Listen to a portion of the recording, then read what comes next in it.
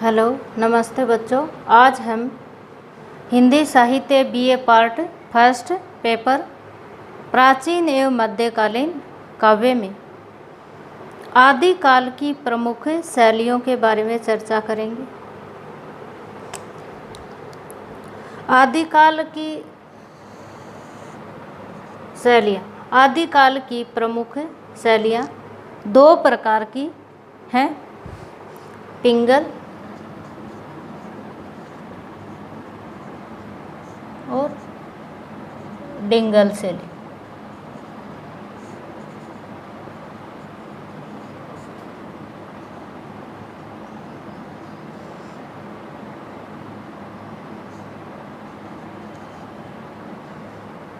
दो प्रमुख शैलियों के। अब छोटा क्वेश्चन पूछते हैं तो पूछ लेते हैं कि आदिकाल की प्रमुख शैलियों के बारे में बताइए। तो प्रमुखतः दो प्रकार की शैलियों का प्रयोग किया है, डिंगल और पिंगल। अब डिंगल कौन कौन सी भाषा के मिलने से बनती है? डिंगल राजस्थानी, डिंगल भाषा, डिंगल शैली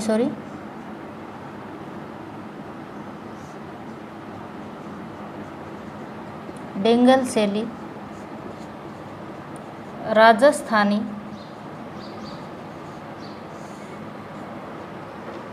राजस्थानी, व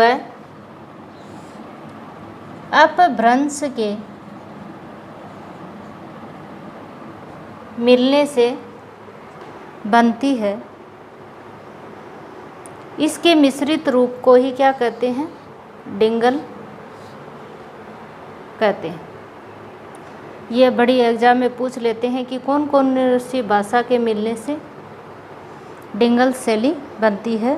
तो राजस्थानी व अपभ्रंश के मिलने से बनती है। इस शैली में कठोर कर्कश शब्दावली का अत्यधिक प्रयोग किया जाता है। इसमें कठोर कर्कश कठिन शब्दावली का प्रयोग किया जाता है। अब दूसरे नंबर की है पिंगल शैली। ये आपके आगे भी बहुत काम आएंगी। ये है राजस्थानी व ब्रज भाषा के योग से बनती है। अपभ्रंश की, अपभ्रंश के योग से बनती है। इसमें कोमल कांत पदावली का प्रयोग अधिक किया जाता है। अब आपसे पूछ लिया जाता है कि भाई आदिकाल की दो प्रमुख शैलियाँ हैं, वो कौन कौन सी हैं? तो डिंगल और पिंगल, दो प्रकार की शैलियों का प्रयोग किया जाता है। अब है आदिकाल साहित्य की प्रमुख प्रवृत्तियाँ।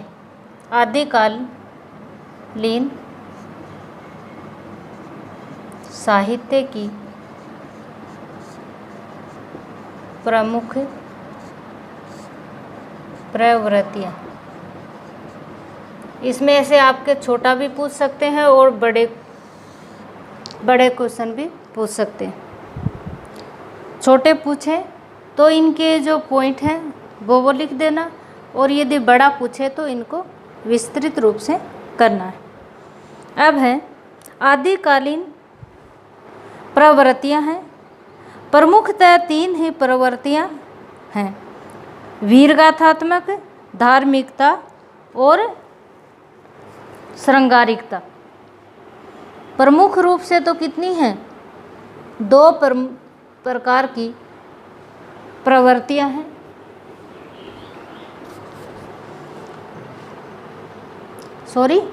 तीन प्रकार की प्रवृत्तियाँ हैं। एक तो वीरगाथात्मक प्रवृत्ति, वीरगाथात्मक प्रवृत्ति। आपको विशेषता पूछे या प्रवृत्ति पूछे। दूसरी है धार्मिकता और तीसरी है श्रृंगारिकता।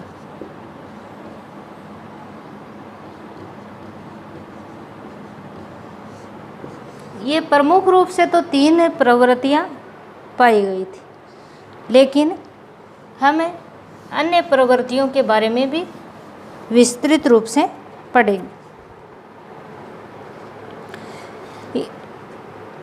अब है पहली है हिंदी साहित्य की प्रमुख प्रवृत्तियाँ। हिंदी साहित्य का आदिकाल अनेक विरोधी तत्वों से व्याप्त था। डॉक्टर हजारी प्रसाद द्विवेदी ने इसीलिए इन्हें आदिकाल को व्याघातों से पूर्ण कहा है।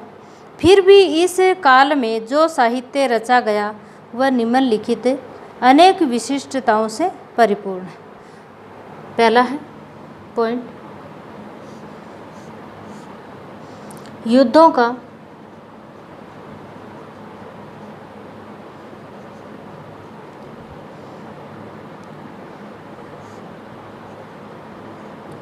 चित्रोपम वर्णन या युद्धों का स्वाभाविक चित्रण। दूसरा है वीर और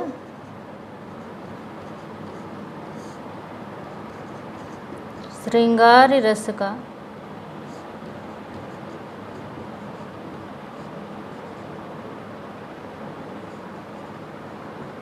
चित्रण।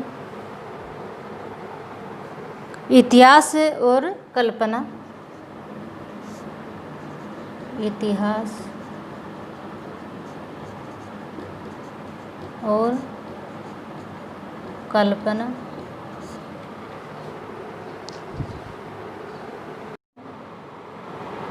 हिंदी साहित्य का जो आदिकाल है उसके बारे में या उनके नामकरण के बारे में हमने पढ़ा। आज हम उनके काल विभाजन पर, हिंदी साहित्य का जो काल विभाजन है वो अलग अलग विद्वानों ने अलग अलग प्रकार से किया है और हमें अलग अलग प्रकार के विद्वानों के अनुसार आज हमें काल विभाजन की पर चर्चा करेंगे। क्योंकि काल विभाजन है वो छोटे क्वेश्चन के रूप में भी पूछ लिया जाता है और बड़े के रूप में भी पूछा जाता है, तो आज हमें उनके बारे में विस्तृत चर्चा करें। डॉक्टर जॉर्ज ग्रियर्सन का काल विभाजन। पहला है डॉक्टर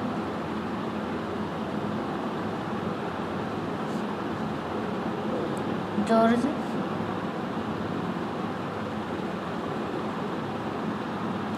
ग्रियर्सन के अनुसार काल विभाजन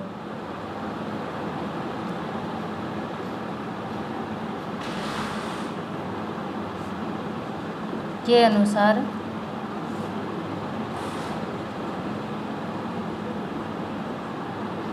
काल विभाजन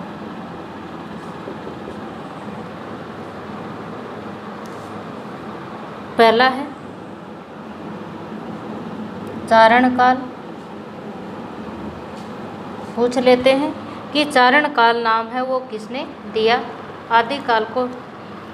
पहला है, इनका समय सीमा है 700 से 1300 ईस्वी तक माना है। दूसरा है 15वीं सदी का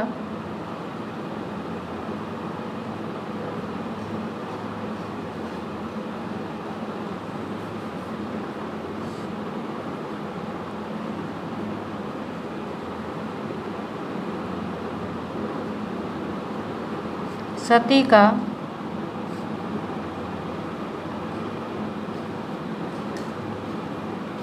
धार्मिक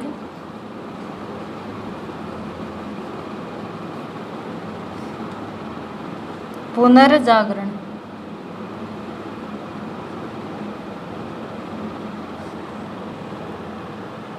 तीसरा है जायसी का की प्रेम कविता। चौथा है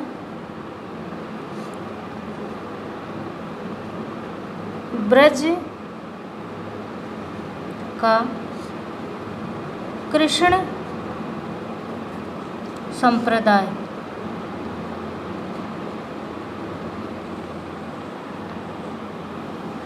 अगला है मुगल दरबार।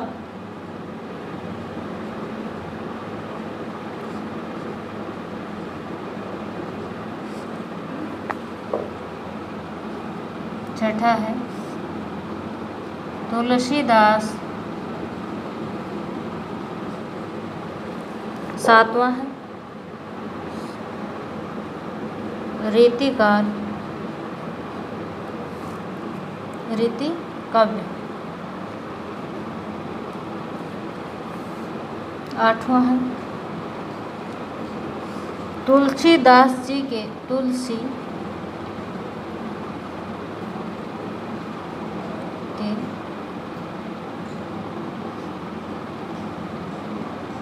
अन्य परवर्ती।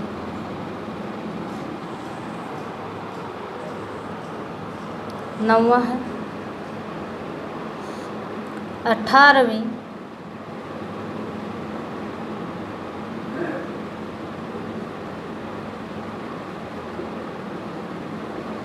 शताब्दी। अगला है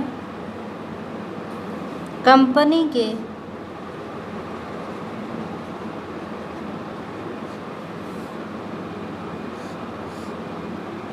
शासन में हिंदुस्तान। 11वां है इनका काल विभाजन लंबा है। महारानी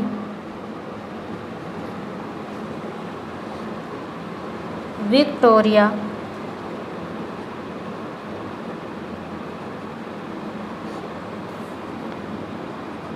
के शासन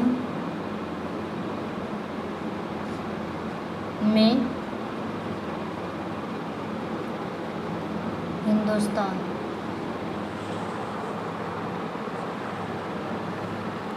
इनका काल विभाजन है वो सबसे लंबा है।